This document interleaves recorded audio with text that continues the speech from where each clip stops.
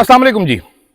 तहरीक इंसाफ का worst performing वजीर, मैं बार बार इसका जिक्र करता हूँ, ये वो वजीर है इसने जब कोई प्लान बनाया है इनकी हुकूमत गिर गई है। उस वजीर साहब ने कल अपने ही एक अखबार में द न्यूज़ में एक आर्टिकल लिखा है। मैं बात कर रहा हूँ जनाब एहसन इकबाल साहब की।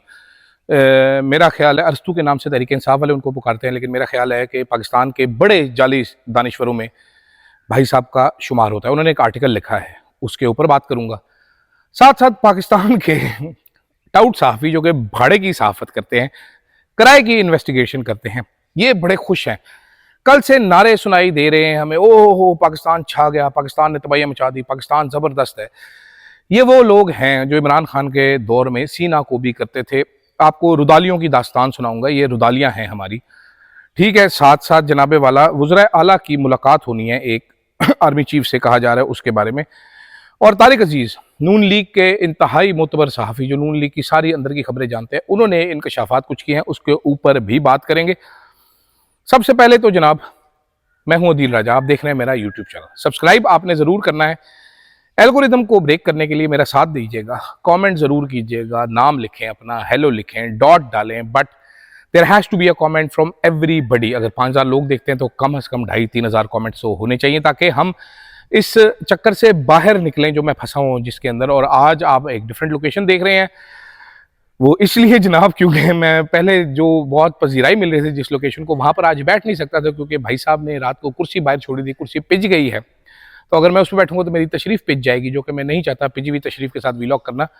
तो इसलिए जब तक वो कुर्सी सूखती नहीं है तो इस लोकेशन का मज़ा लीजिए। पीछे मेरे आपको ये तो अलबुखारे का दरख्त है, पीछे खुबानी का छोटा दरख्त है, खुबानियाँ भी लगी हुई हैं, उसके ऊपर पक जाएंगी तो आपको दिखाएंगे भी जनाब।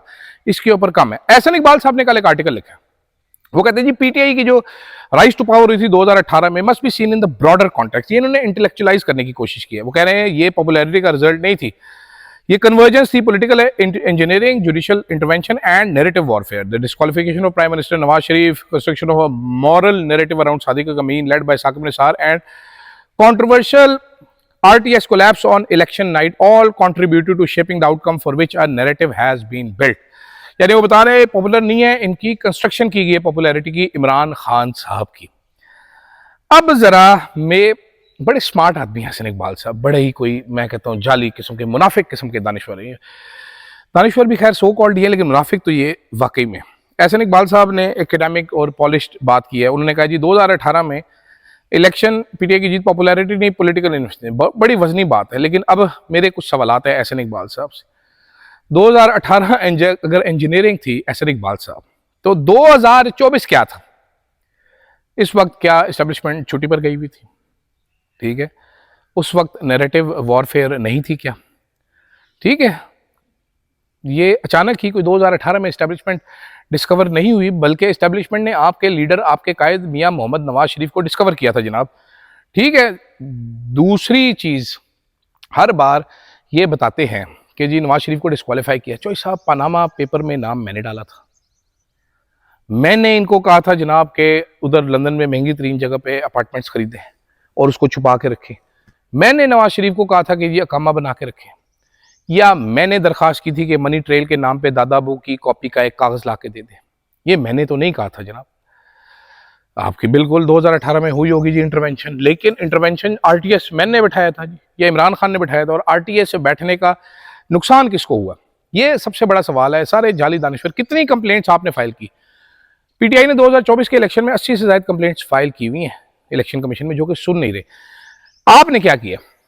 आसिम मुनीर साहब के साथ आपका जो कंफर्ट है वो सबको नजर आता है। लंदन प्लान सबको पता है उसके बारे में। जुडिशरी के नाम पर इधर आप साकिब निसार को रोते हैं, उधर वो बेशरम काजी फैज़ आपके साथ। इलेक्शन कमीशन सिकंदर सुल्तान राजा आपके साथ, इस्टेब्लिशमेंट आपके साथ, निगरान हुकूमतें आपके साथ, पुलिस आपके साथ, डीएमजी आपके साथ, सब कुछ तो आपके साथ था। फिर क्यों नहीं आप पॉपुलर हो सके जनाब? फिर क्यों आपको हर पोलिंग स्टेशन से चपेटे पड़ी? आपके अपने पोलिंग स्टेशन से आपको दानियाल अजीज साहब, उनकी साहबजादी, उनके टीनेज सन, उनकी साहबजादी कह रहा हूं, उनकी अहलिया और उनके टीनेज सन, उनके यंग नौजवान बच्चे को आपको गिरफ्तार करवाना पड़ा चौधरी साहब जीतने के लिए। और फिर भी आप हारे, फॉर्म 47 लेकर जीते आप। तो ये बातें कब कौम को बताएंगे? आपकी खातिर काजी फैज़ ने क्या कुछ नहीं किया। कागज जमा कराने वाले दिन उन्होंने सिंबल छीना तहरीक इंसाफ का। आखिरी दिन था जब उन्होंने एक पीटीआई हकीकी में शमूलियत इख्तियार की तो खालिद इकबाल डार को उठा कर ले गए। जब वो किसी दूसरी जमात में जाने लगे तो वहां पर इलेक्शन कमीशन ने मना कर दिया कि हम नहीं लेंगे, फैसला किया। उसके बाद तरमीमें लेके आपने क्या कुछ नहीं किया, आपने औरतों के गिरबान चाक किए, ख्वाजा आसिफ को जिताने के लिए रिहाना डार के कपड़े फाड़े गए, नवाज शरीफ को जिताने के लिए आरओ को चपेड़े मारी गई। उसको ये वाहिद हल्का है पाकिस्तान का, पाकिस्तान की तारीख का, आधी रात को आरओ चेंज किया गया क्योंकि वो धांधली नहीं कर रहा था। तो हुजूरे वाला एवं मुनाफकत ना करया करो, एवं तुसी भोंगे जो हो तो होर मजीद भोंगिया मार दो, अच्छा नहीं लगता सर। ठीक है, एस्टेब्लिशमेंट छुट्टी पे नहीं गई हुई थी 2024 में, आपके साथ जफ्फी डाल के बैठी थी। और आरटीएस बैठने का नुकसान तो इमरान खान को हुआ, आपकी बातें ऐसी थी कि धूप निकल आई है। ठीक है, इतना झूठ आपने बोला। आरटीएस बैठने का नुकसान तो इमरान खान को हुआ सिर्फ और सिर्फ, जो जीती हुई सीटें थी वो हार गया। दूसरी तरफ हमारे कुछ सहाफी हैं जनाब, कल से हमें बता रहे जी पाकिस्तान छा गए, इसहाक डार ने दर्द के बावजूद जनाब और दवाई खा के उन्होंने डांस शुरू कर दिया, ये कर दिया वो कर दिया। एजाज सैयद साहब मेरे दोस्त सबसे आगे हैं। ठीक है, एजाज सैयद साहब का 13/10/2019 का ट्वीट वजीर आजम के बारे में इन्होंने किया, वह इमरान खान के बारे में पता नहीं देख पा रहे। उन्होंने कहा जी वजीर आजम इमरान खान सऊदी अरब और ईरान में सुलह के लिए मसरूफ है, फुर्सत मिलते ही कश्मीर की तरफ तवज्जो दे। वैसे भी कश्मीर पर पिछले माह ही धांसू तकरीर कर दिया, दीगर अहम मसाइल। फिर जनाब वो एक जो किराए का वो है उमर चीमा जनाब, वो अब बता रहा है कि हमने सोचना ही छोड़ दिया था कि हमें दोबारा कभी इज्जत मिलेगी। ठीक है, हमें पता ही नहीं था कि ये आ गया। ओ पाकिस्तानियों रोटी शोटी पूछिए मैं मानू के नहीं। ओ ये ओ जमाल खशोगी के कत्ल में वो कहता था पाकिस्तान और वो एक पेज पर है, ये जाली दानश्वर। ठीक है, ये सारे के सारे ये मैं आपको नामों के साथ बता रहा हूँ जनाब। ये अम्मार मसूद, अहमद वकास गुराया, उमर चीमा, एजाज सैयद, ठीक है, उसके बाद जी वो कौन है, दादा मुर्तजा सुलंगी, मतलब जान इवन, ये सब जमाल खशोगी की जब MBS का था उस टाइम पे फॉरेन पॉलिसी को खतरा नहीं था। ये अंसार अब्बासी लेड जो थग्स ऑफ द न्यूज़ है ना, ये गुंडे जो पैदा किए गए ब्लैकमेलर्स का ग्रुप, ये सब यही करते हैं। ये आज से नहीं हो रहा, ये बड़ा अरसा से हो रहा है। मेरे बड़े जूनियर मेरे दोस्त जो हैं, एक जुबैर अली खान साहब भी हैं, वो बेचारे इनको बड़ा हीरो किसी ज़माने में समझते थे। मैं उनको समझाता था कि ये किराए के साफ़ी हैं, किराए के कातिल हैं, ये बराए फ़रोख्त है। ये बेसिकली स्लीपर सेल थे इस्टेब्लिशमेंट के, हमेशा से, आज से नहीं हमेशा से। ये लोग इस्टेब्लिशमेंट के कहने पर ही इमरान खान के खिलाफ बयानिया बनाते थे और आज भी इस्टेब्लिशमेंट के कहने पर ही ये लोग तारीफ़ें कर रहे हैं। ये इंडिपेंडेंट साफ़ी नहीं थे, अब तो खैर वो भी मान गए, बहुत सारे लोग और भी मान गए जो पहले नहीं माना करते थे। वो समझते थे नहीं कि हम गलत कह रहे हैं। तो जुबैर साहब हुन तनु समझ आ गई है। दूसरी तरफ तारिक अजीज साहब ने कहा है जी कि नवाज शरीफ साहब इस ये जो सेटअप बना है मुकम्मल नवाज शरीफ की मर्जी से बना है।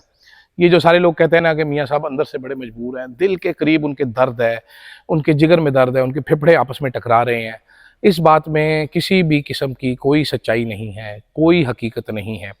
ये सब टोटल झूठ पर मबनी है, ये सब फ्रॉड है। तारिक अजीज साहब बहुत करीबी, बहुत अंदर के साफ़ी हैं नून लीग के, बिल्कुल ठीक बात वो कर रहे हैं भाईजान। ये सब ड्रामा है, टोपी ड्रामा है। नवाजू एंड गैंग जो है हमेशा से इस सेटअप के साथ था, लंदन में बैठ के प्लान बना के आए कि कैसे क्या कब करना है। तो कोई हकीकत नहीं है। आप यकीन कीजिए, अपनी बेटी को इक़्तिदार दिलवा कर वो खुश है। और बेटी साहिबा, एक मुलाकात होती है उसमें सिंध और पंजाब वो कहते हैं जनाबे वाला आप सब्सिडी ना दे, कीमतें बढ़ रही हैं तो आवाम को देने दे पैसे, आवाम को सस्ता तेल आप क्यों देते हैं। शहबाज शरीफ साहब को उन्होंने बताया, शहबाज शरीफ साहब ने वफाक ने कहा कि भाई सूबे थोड़ा सा कट लें, थोड़ा सा हमारे पास पैसे दें, हमने 100 अरब दे चुके हैं, कितने और पैसे देंगे, ये तो इंपोर्ट बिल हमारा कोई 10 अरब डॉलर बढ़ जाएगा, तो मेहरबानी करें। सूबों ने कहा नो नेवर, हम कट नहीं लेंगे। और किन सूबों ने कहा? पंजाब और सिंध ने। इन दोनों में किसकी हुकूमतें हैं? इन दोनों में फॉर्म 47 की हुकूमतें। एक में नून लीग को दी गई है, एक में बिलावल साहब को दी गई है, हुकूमत पीपल्स पार्टी को दी गई है। ये वो सूबे हैं दोनों जो KPK का 900 अरब हिस्सा काट के इनको दिया गया, लेकिन ये रज नहीं रहे। और इससे पैसों से कर क्या रही है मरीम नवाज साहिबा? फुद्दू किस्म के प्रोजेक्ट्स, 11-11 अरब के जहाज, 1-1 करोड़ महाना, 1.5 करोड़ महाना पायलटों की तनख्वाहें, और बस ये हो रहा है, इसके अलावा कुछ नहीं हो रहा इन पैसों से। लेकिन आप अंदाज़ा कीजिए, क्योंकि अवामी हुकूमत नहीं है। और ख़तरनाक चीज़ आपको पता है सबसे ज़्यादा क्या, मैं ख़त्म करना चाहता हूँ, यहाँ पर ज़्यादा बात नहीं करना चाहता। ख़तरनाक चीज़ क्या है? ख़तरनाक चीज़ ये है कि इस इस्टेब्लिशमेंट की मदद के साथ नून लीग और पीपल्स पार्टी ने एक ऐसा फार्मूला तैयार किया है कि इनको अब वोट की ज़रूरत नहीं है। इसमें तहरीक इंसाफ की भी गलती है, जहाँ वहाँ इस्टेब्लिशमेंट की भी हमारे बहुत बड़ी गलती है। अवाम के वोट की बेकदरी जो है, जो चोरी करके हुकूमत बनाएगी, ये पाकिस्तान के लिए डिजास्टर रेसिपी और वो डिजास्टर आप देख रहे हैं। पावें आप देखते रहे, साग डार सब गिर गए, उठ के उन्होंने गोली खा ली है, इतने गिरते रहते हैं यार। हमारे बाप दादे वैसे सड़कों पे गिर जाते हैं, गिर गया तो साढ़े कौम दे होते एहसान हो गया कि डिग गया भाई, पहले चल तू सही, ठीक है डिग गया, अब तो वैसे ही इतने गिरे हुए और कितना गिरेंगे। खैर मुझे जनाब इजाजत दीजिएगा, अल्लाह हाफ़िज़।